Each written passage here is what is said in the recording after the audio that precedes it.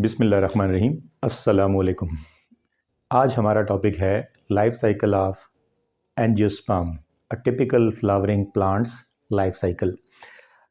Angiosperms are seed plants. ये आपने पढ़ लिया कि जो एंजियोस्पर्म्स और जिम्नोस्पर्म्स हैं they are seed producing plants. इनके अंदर सीड प्रोडक्शन की habit over the period of time develop हुई।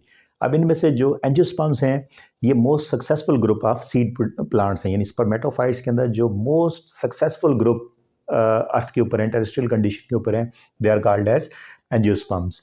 यानी जितने भी स्पीशीज़ हैं टेरेस्ट्रियल प्लांट्स की, तकरीबन 360,000 स्पीशीज़ में से out of these 360,000 species 235,000 species are angiosperms. ठीक है जी। तो तकरीबन 2/3 आलमोस्ट जो है वो टेरेस्ट्रियल प्लांट्स के अंदर जो एंजियोस्पर्म्स हैं। इनके अंदर ख़ास बात जनरल करैक्टरिस्टिक्स क्या हैं? ये जो होते हैं इनके अंदर ट्रैकीड्स होते हैं, इनके साथ साथ वेसल्स होते हैं, वाटर कंडक्टिंग जो उनके जाइलम है उनके अंदर वेसल्स भी प्रोवाइडेड होते हैं।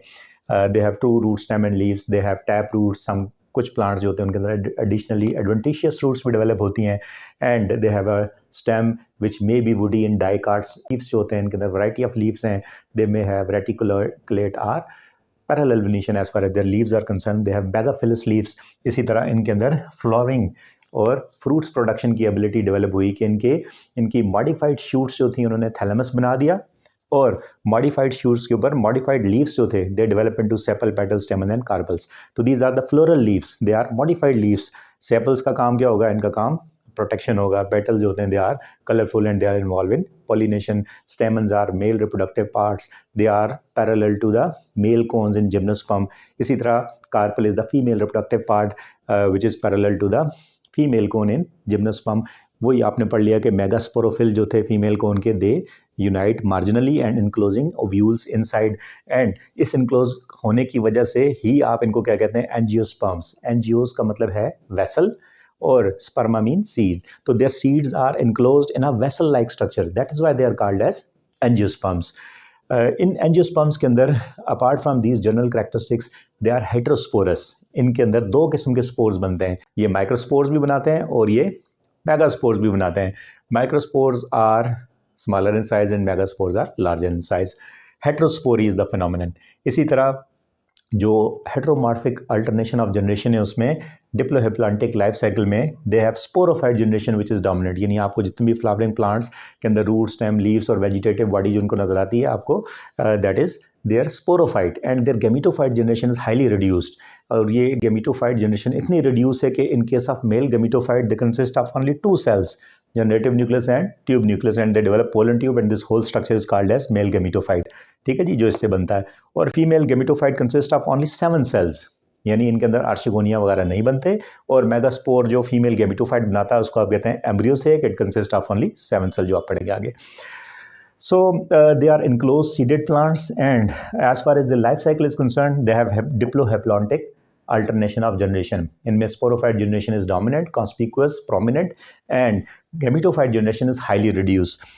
As far as the reproductive part is concern, जब आप लाइफ साइकिल को डिस्क्राइब करते हैं तो आप उसके रिप्रोडक्टिव पार्ट्स को एक्सप्लेन करते हैं। तो reproductive part of the angiosperm is their flower. Flower is basically a modified shoot and modified leaves, जैसा कि आपने देख लिया। जो इसके ऊपर ये एक्सपेंडेड टिप होती है इसको आप कहते हैं टॉरस, और नीचे जो इसकी फूल की डंडी होती है that is called as pedicel. अब इस एक्सपेंडेड टिप या टॉरस या थैलेमस के ऊपर फ्लोरल लीव्स जो हैं वो 4 किस्म के हैं। इनमें से sepals and petals are non essential floral parts, यानी रिप्रोडक्शन के अंदर डायरेक्टली इन्वॉल्व नहीं है।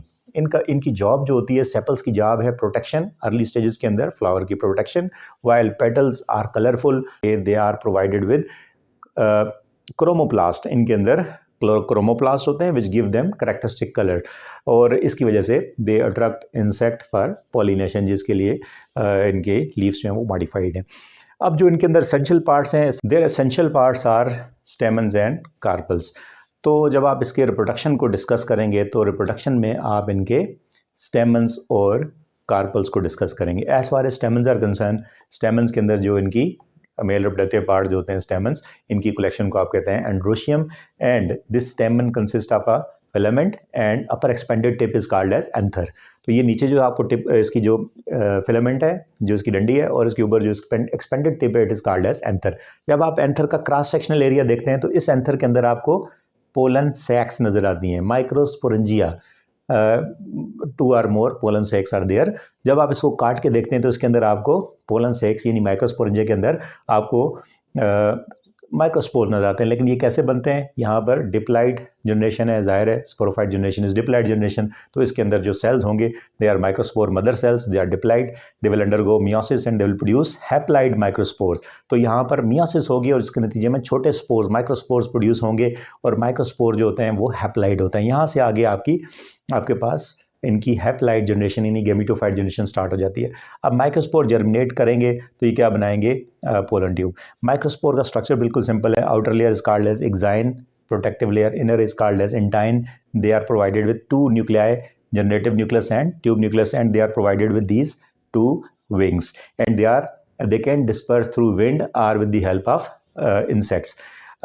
अब ये जो माइक्रोस्पोर्स हैं ये जब जर्मिनेट करेंगे तो दे विल प्रोड्यूस माइक्रोगेमिटोफाइट और मेल गेमिटोफाइट, या इसको आप पोलन ग्रेन भी कहते हैं। तो ये तीनों एक ही चीज़ें हैं, मेल गेमिटोफाइट, माइक्रोगेमिटोफाइट और pollen grains are their gametophyte generation as far as male gametophyte are concern. दूसरी तरफ जो कार्पल का स्ट्रक्चर है वो क्या है, कार्पल इज़ बेसिकली आपने पढ़ लिया कि ये फीमेल कोन के पैरेलल स्ट्रक्चर है और मेगास्पोरोफिल्स यूनाइट हो गए थे फीमेल कोन के अंदर and then close these ovules inside this structure, that is why they are called as angiosperm. This carpel consists of stigma, style and ovary. Expanded lower part is called as ovary. इसके ऊपर जो stigma, style and ovary. आपने evolution of seed में पढ़ लिया कि ovules जो हैं these are megasporangia. These are integumented megasporangia which are called as ovule. अब ovule के अंदर megaspore mother cell है, again diploid generation है sporophyte, तो megaspore mother cell is diploid. It will undergo meiosis and it will produce megaspore. इसके अंदर meiosis होगी और एक megaspore mother cell से 4 मेगास्पोर्स बनेंगे हैप्लाइड, ठीक है जी। लेकिन चूंकि स्पेशल काइंड ऑफ मियोसिस है जिसमें एक ही फंक्शनल मेगास्पोर बनता है, बाकी फर्स्ट मियोसिस में एक पोलर बॉडी बनती है, देन सेकंड मियोसिस में एक और पोलर बॉडी बनती है, and these 3 cells are aborted and there is only one functional megaspore which retains inside this ovule.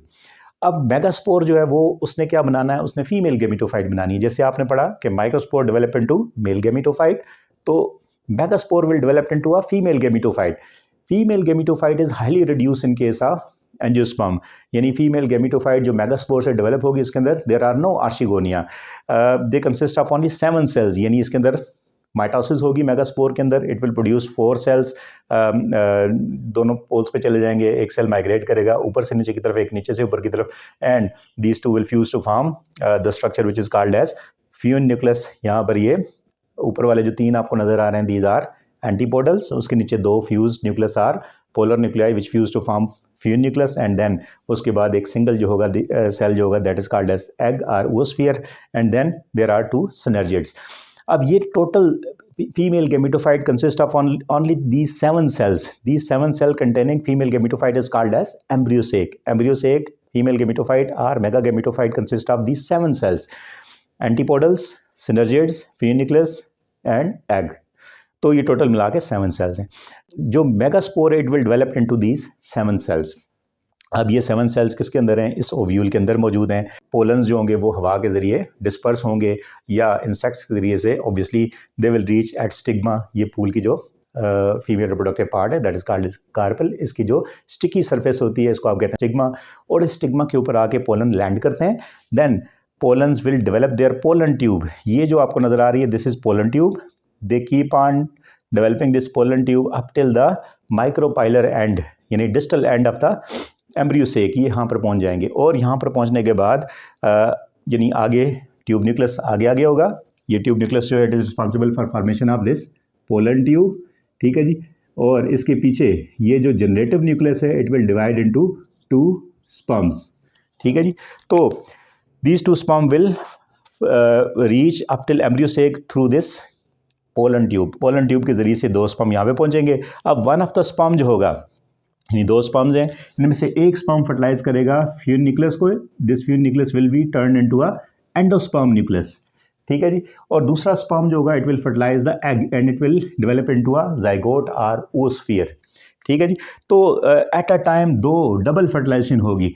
This double fertilization is the characteristic of angiosperm. ये सिर्फ characteristics जो है, ये फीचर जो है, characteristic feature, it is only visible in angiosperm.